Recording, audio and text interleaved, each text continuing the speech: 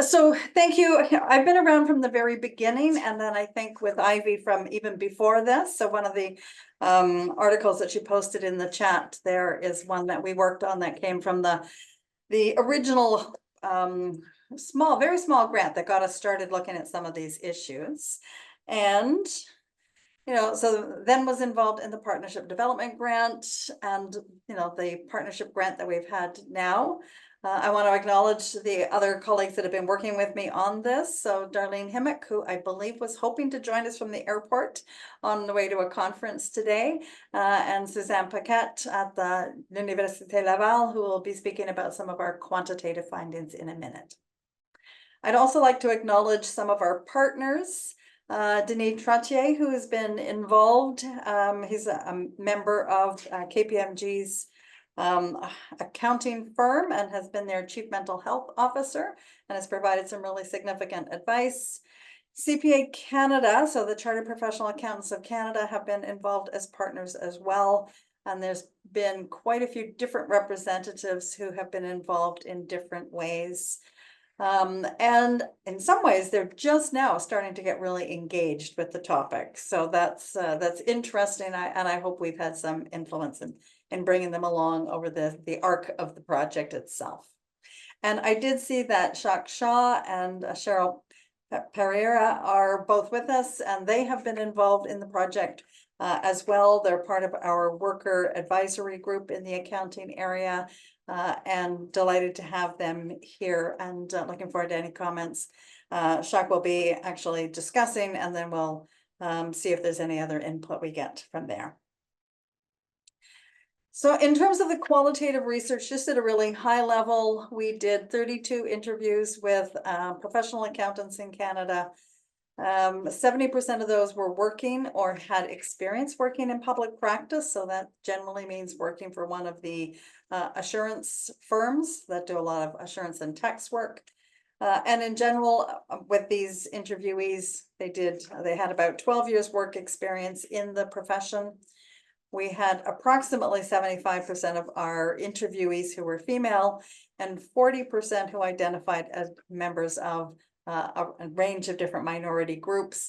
And it's interesting because Suzanne and I have been discussing this, and she said she did not find that same level of visible minority representation in our participants in the survey. So that was interesting, probably something that we should follow up on.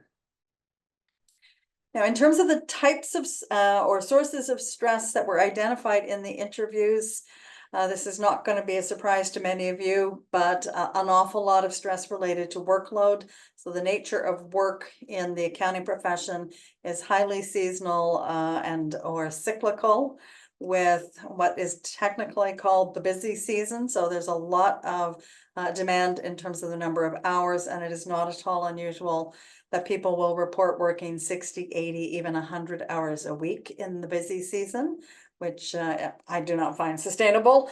And to be quite honest, I thought when I left that world and came to academia, things were going to be better. But I would say, that the title of our qualitative paper is, basically about being an ideal worker in a greedy organization, and both the accounting profession and the academic world meet those definitions. So stress around deadlines or timelines, just the sheer number, especially, during COVID, of emails that need to be addressed is a concern. And then depending on the level you're at, managing staff can become a source of stress. Dealing with clients comes with its own various pressures. And then the nature of the work actually requires you to be very focused and concentrate on the details. You're dealing in numerous cases with ethical matters that you need to resolve largely on your own, and constant pressure to provide good quality service to the clients themselves. And there is a lot of expectation with respect to performance. So meeting minimum billable hours, achieving client satisfaction. And for many of the individuals that are working in public practice, they are evaluated after virtually every project that they're involved in. And so they could be looking at feedback on their performance every couple of weeks to a couple of months. So it's quite unrelenting in terms of some of those pressures. What did we hear from some of the interviewees that they do themselves to try to manage some of the stress that they are dealing with? A number of strategies around self-care. So whether that's, giving yourself permission to take a mental health day, journaling, just, practicing gratitude, whatever that might look like for some individuals. They were clearly identifying that. A number just trying to, make good, healthy living choices themselves, whether it's taking a break, getting up, walking around, eating well, proper sleep, those kinds of things, connecting with others. And interestingly, much more difficult amongst those who were earlier in their career. But as people got to a certain level, as Janet was saying, of success, they were able to put in place some fairly strict boundaries around work, or, more accurately, not work in their non-work times. There were some, but relatively few, who actually took reduced work arrangements. It's not well received in the profession, and it frequently significantly delays career progress if you do stay in the profession. And then some individuals actually reached out to either their employee assistance program. Family doctor was a priority in terms of being able to access other forms of health services. And then for some who were describing more serious mental illnesses, they were actively involved in providing, accessing the services of mental health professionals.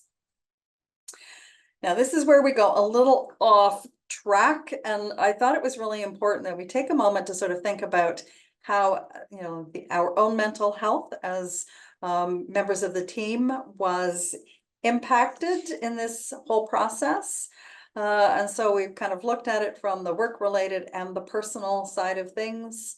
So, the expectations for us as teaching professionals and as researcher seem to go up dramatically during, particularly during COVID. And so workload was a concern, and I would say still is a concern. Expectations around supporting our students when we really did not feel that we were getting much support from our employers as we were doing this. And there, amongst the research team, I think we all thought at different times about whether or not we ourselves needed a leave of absence or some sort of a reduced work schedule, even if that might come with a reduced level of pay, in order to be able to address our own mental health challenges.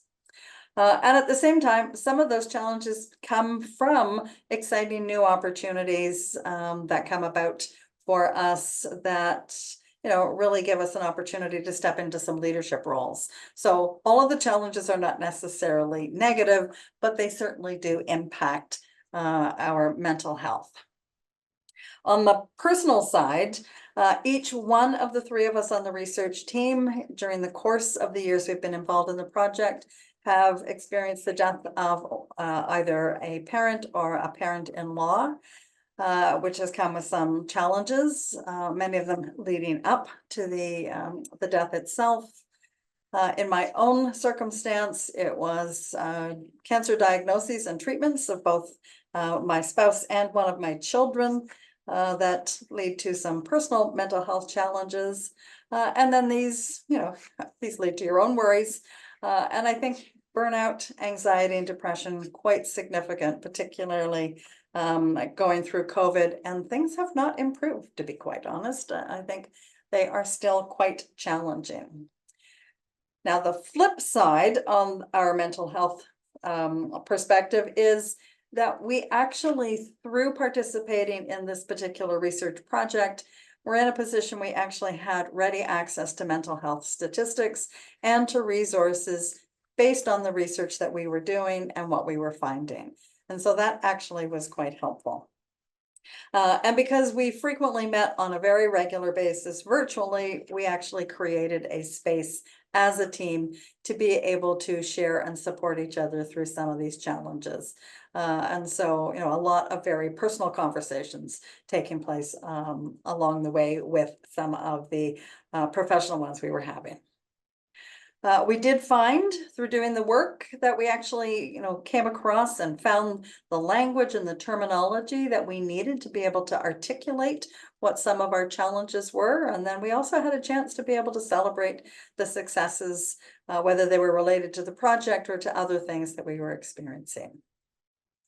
For my part, I actually, spent a number of months actually speaking to some of the counselors from the employee assistance program. So I would say I now have lived experience to some extent anyway, in terms of reaching out, experiencing what some of those mental health supports actually look like.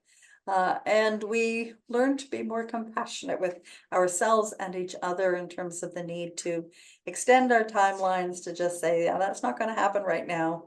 And one of the things that we are thinking about doing as we go forward, and we're practicing it ourselves, but also starting to research it more specifically, is this pressure that seems to be arising for each of us to take on as an additional responsibility, managing not just all of our work and our personal obligations, but actually we're now being asked by our employers to actively be responsible for managing our mental health.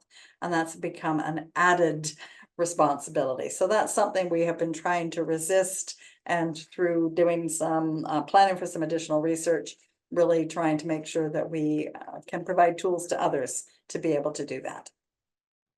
The fact that we actually felt through the research that we were making a really significant difference, and that we are providing the impetus to get the accounting profession moving in this direction, that's actually something that has kept us going, when at other times we might have been inclined to just say, this is too much, we're not doing it. And then, I've heard Janet speak previously about the hidden leaves that many of the academics take. And so I would say that we as a team were taking advantage of, trying to get a bit of downtime in our non-teaching terms and to address our own mental health in our sabbaticals as we were going along. If I go back a little bit to what we saw, and this will give us a good grounding to turn things over to Suzanne in just a minute. If we think about the top mental health concerns among accountants in our survey, there were, a third of accountants that we heard from who were identifying they were suffering from anxiety. Almost a quarter indicating they were experiencing some psychological distress.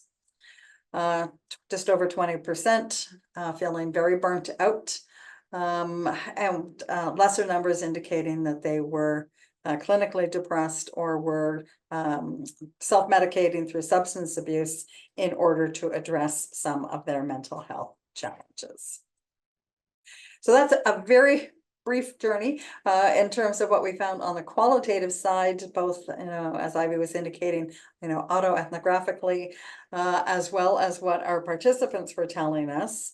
And I will turn it over to Suzanne now, who will give us a little bit of an update with respect to the 300 or so professional accountants who were looking at, who participated in the survey. And so, Suzanne, I will let you tell me when I need to change the slides. Okay. Well, thank you very much, Merridee. Thank you, Ivy, and the Audrey and the entire team. This has been a very different project from what I've done before. Some of the grants that we get, I'm very happy to get $5,000. And so yeah, this was a really interesting study. I agreed to be a member. Merridee had asked me to join the group because, and I agreed because I'd had some major health issues.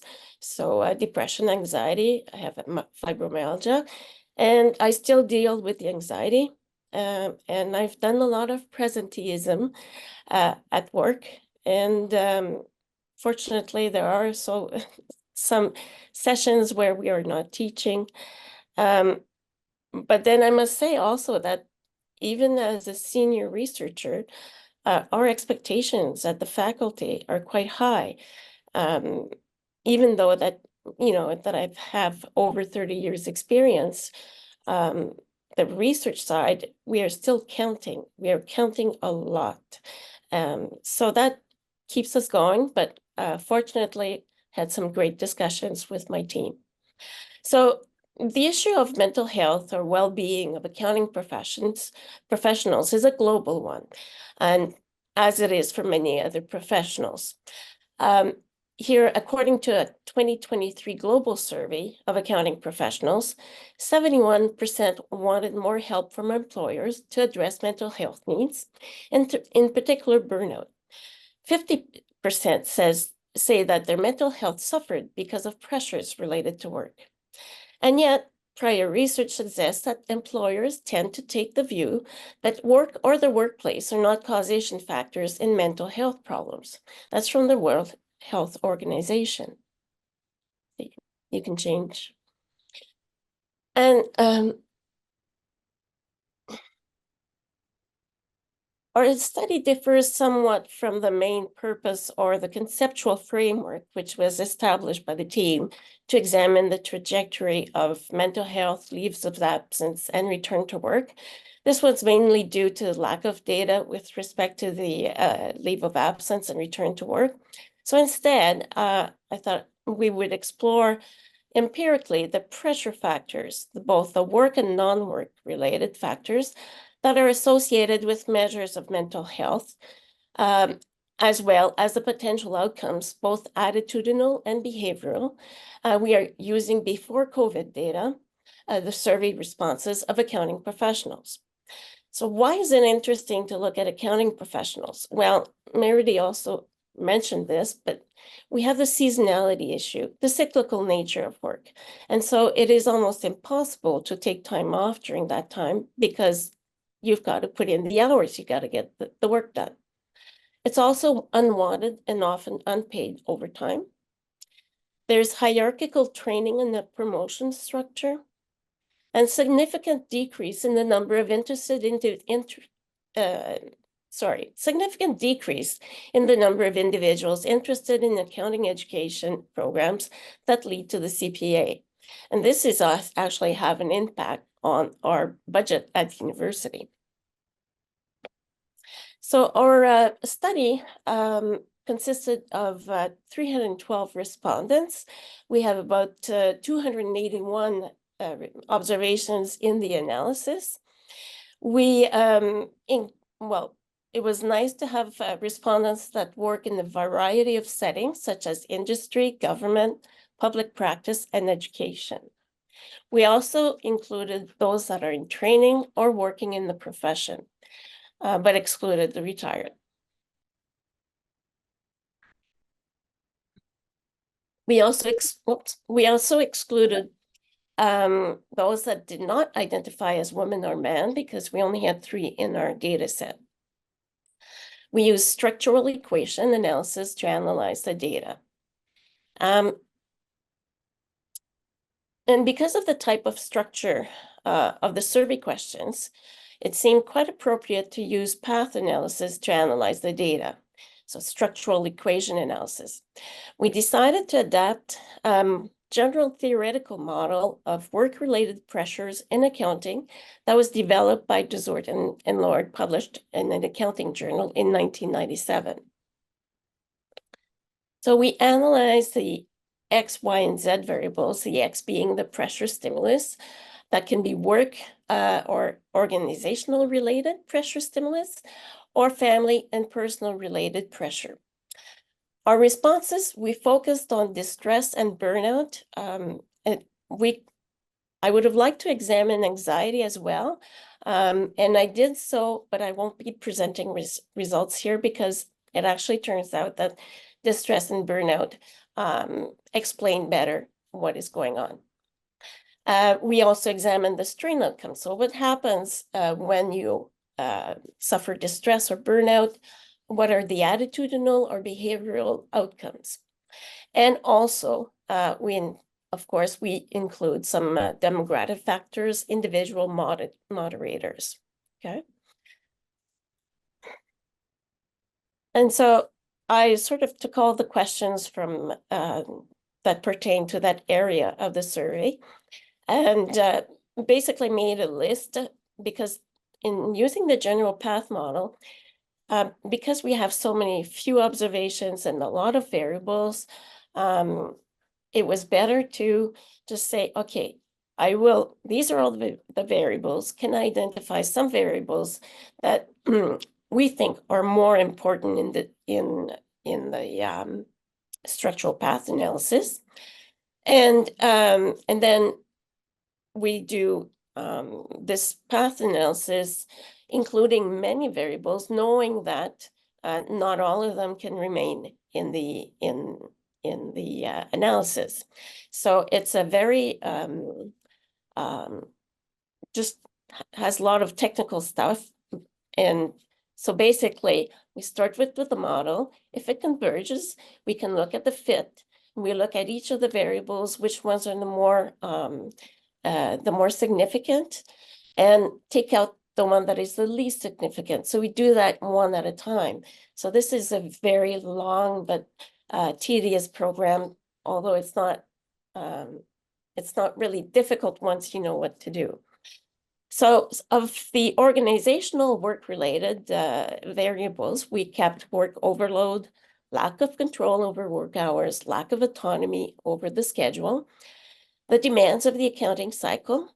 We also looked at whether work was emotionally demanding, the relationship with the supervisor, the colleagues, the interaction with the supervisor, the atmosphere, and the activities outside work hours, because as accountants, accountants in the process are expected to participate to be on boards, to be mentors, to provide free tax services during tax season to least fortunate people. And so these are the work-related factors.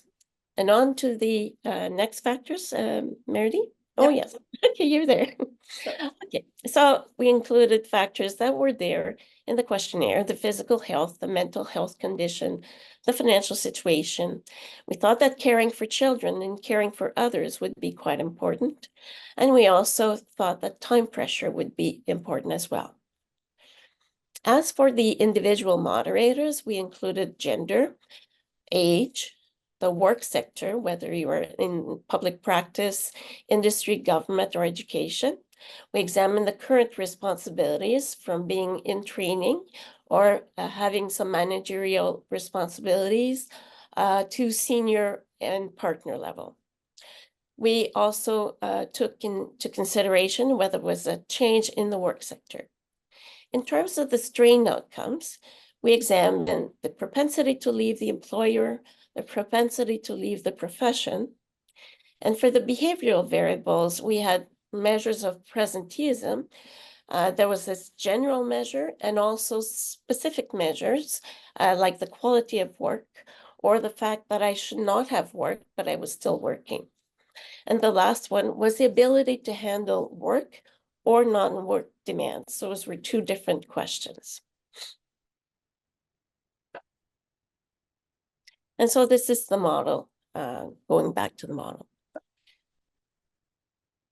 Okay, and so as I mentioned prior, you know, I put in lots of variables, didn't get conversions, I had to take a few out. I also did some regression analysis, like for example, the X variables to the Y and the Y to the Z, so that could help me identify the variables that were most important in our data, because we're actually fitting the data. So in terms of the distress variable, we had an R-square of 42.23%, burnout 48%. The other important measures were the goodness of fit index, the GFI, which is at 0.9749, which is very good. The comparative fit index, the CFI, which was at 0.9599, which was also very good, as well as the NFI, which is at 0.93. So anything that was above 90.9 was good. So let me go to the results now. Now, the path model, as you can see, there are a lot of arrows going to one place or another. All the variables that are presented here had coefficients that were statistically significant at the 1% level or better. The blue lines link the X variables to the distress variable, the K6, and also to the the Z variable. The orange lines link the X variables to the burnout variable and then to the other two variables. To make it clear, I separated the different colors. So as we can see, the type of responsibility is quite important. So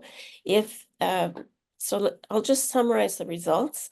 So being a senior, a partner associated, a senior or a partner was associated with a lower intensity of distress.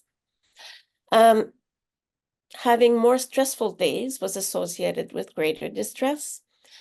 A good atmosphere was actually, if the atmosphere at work was good, it was associated with less distress.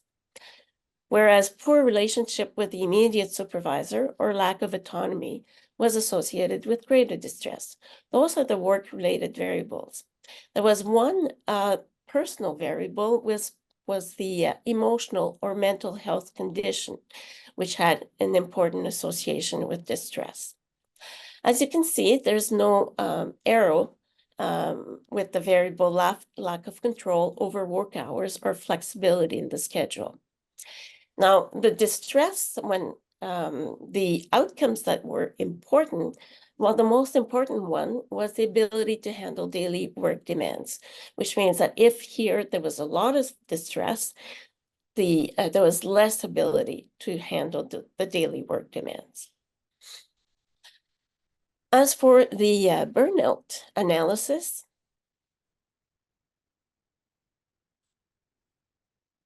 you can see that the first variable was not significant, so that's why there's no arrow with the responsibilities at the work level. Some particular variables, such as whether there were a lot of stressful days at work, were associated with burnout. The same with a good poor relationships with the supervisor, lack of autonomy, and lack of control over work hours. So a lot of these are similar to some of the issues that were addressed in our qualitative paper. Again, the only one non-work variable was emotional or mental health condition. And then examining the outcome with greater burnout, well, there was a negative association with being able to handle daily work demands. And surprisingly, the other most important one was the propensity to leave the accounting profession.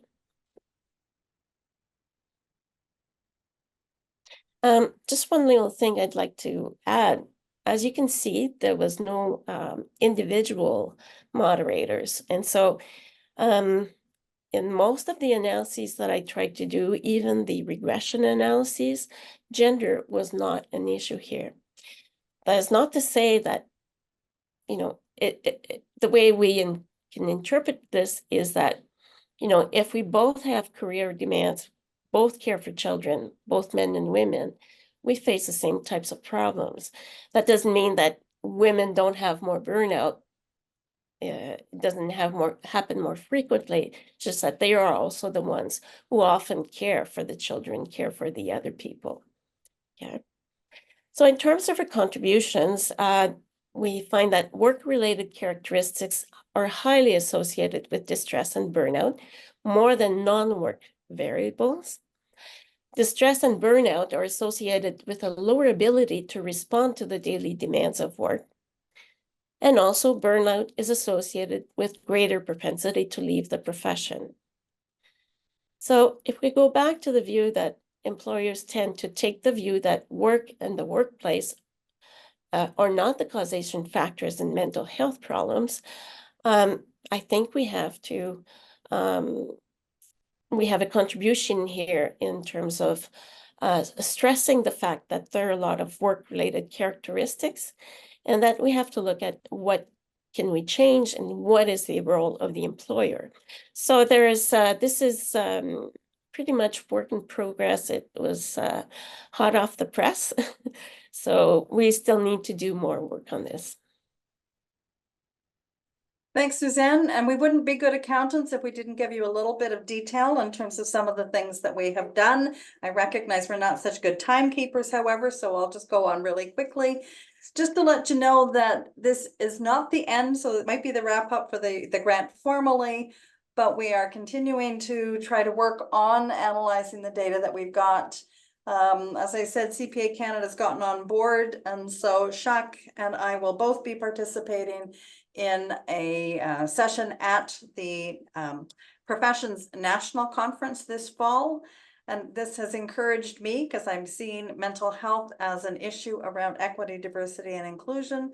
So I am guest editing a special issue on that with respect to accountants particularly, and then involvement in this research looking at the responsibilization and how to resist that for mental health amongst women academics. Key takeaways, and then I'll turn it over to Jacques. The statistics clearly show almost everybody will be affected by mental health at some point, either directly or indirectly. And so we think as a team that we really should be working to essentially inoculate ourselves and others with the knowledge and the resources that are going to be necessary. Because when you find yourself in the midst of a mental health challenge, you really don't have the capacity to undertake the research and seek out the information you need at that particular point in time. And so this is not just an issue for the individuals. We really want to make sure we have employers and society more broadly on board in terms of working to address some of these concerns. So I will turn it over to Jacques for some discussions, comments, and hopefully I've left a little bit of time for some questions from others. Thanks, Merridee. Can you hear me? Yes. Perfect. So yeah, thanks for the presentations. I was able to listen to the academic one as well. I'm actually just on West Coast time this week on some vacation, and enjoyed both discussions. The one comment made in the academic session in terms of a lot of people being able to focus on their mental health and setting their boundaries once they've reached the peak of their careers, I think really resonated with me. Just for my own story, I was diagnosed with bipolar disorder actually 2 weeks prior to my first partnership interview while I was at PwC. So you can imagine the timing was not ideal.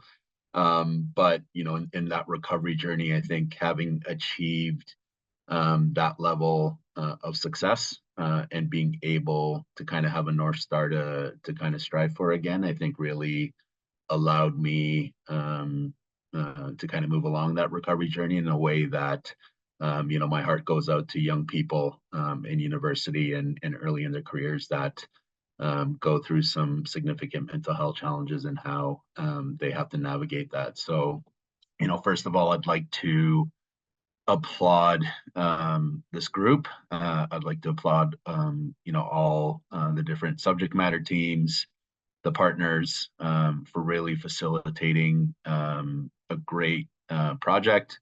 Hopefully one that will have ripple effects kind of in our various professions, being able to support one another as we continue to move the dialogue going forward. So thank you for that. And yeah, as Merridee was mentioning, the fact that we're on the agenda at the CPA Canada conference, I think is a fantastic step forward. I know Merridee and I are both super excited to be able to share our perspectives, both from an academic and lived experience perspective. As well, we have 2 other panel discussion members that will be providing both an employer's perspective on how they're helping their employees, as well as from a employee assistance counseling perspective in terms of what a counselor who is a CPA as well is seeing in his own practice for some of the indicators of stress and burnout and whatnot. So yeah, so I think, from my perspective, I think this research project really has been a great eye opener for me in terms of all the findings, all the discussion I've heard so far. I look forward to hearing the rest of the afternoon and the replays from the morning that I missed. But in terms of just tossing it back to Merridee and Suzanne, were there any findings that you found surprising? And I guess the second part of that question, findings that really validated what you were thinking in your initial thesis? Maybe I'll start. I think what really surprised me was how passionate there were. There were a number of young women that we interviewed, and how much it was important to really get their story in their own words about how different aspects of their lives intersected. And so whether it was cultural expectations for what they ought to be doing with respect to family or their home life, and how that conflicted with what some of the work expectations were. I hadn't really thought about how important it was to see things from an intersectional standpoint and to figure out differences in terms of culture. I think perhaps that's why we had as many interviewees who were visible minorities, is because they were particularly finding some of these expectations from the different aspects of their life to be challenging. And the other one that really, really surprised me was when one young woman, and I would say a leader in the profession, or at least in her firm, had organized a bunch of other young colleagues to sort of get together and say, pull together a report saying, these are our concerns. Rather than having that recognized that that was a real contribution and an act of care for the firm and the profession, she was pretty much summarily ushered out of the firm. She was reorganized out, as it were. And so there are still some challenges. There is a lot of resistance, I think, amongst many of the employers to recognizing that they have a role, and that when people speak up, it is not always negative. That giving voice, telling your story is very often a desire, it comes out of a desire to make things better. And so there needs to be a shift, I think, in the mindset amongst many of the employers to recognize that and to appreciate that and to see that, yes, these are the people you want as leaders in your organization.